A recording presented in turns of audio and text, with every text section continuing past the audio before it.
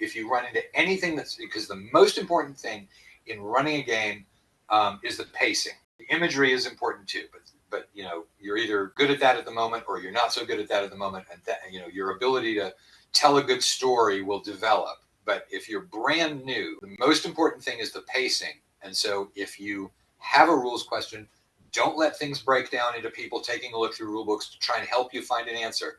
Just be like, okay, it's going to be this way. And then if it turns out that was dead wrong, you can either decide to fix it or whatever you do down the road, but don't let the pacing slow down. Just go ahead and make a decision and own that decision and go with it, would be my advice to a newer GM. For an older, somebody who's more experienced in it, I would say, because there you're assuming that somebody's already pretty well on top of the rules of whatever system they're using. So there I would say develop your imagery. It's like, if you're, especially if you're playing at a tabletop, develop the eye contact skills, get the ability to put excitement into your voice, the ability to, suggest that something, even while you're saying, oh yeah, that sounds like a great idea, to suggest that maybe it's not. That kind of thing is, I think, that's probably the skill of somebody who has already mastered the rules and wants to get better at it, is probably the imagery. I love that. I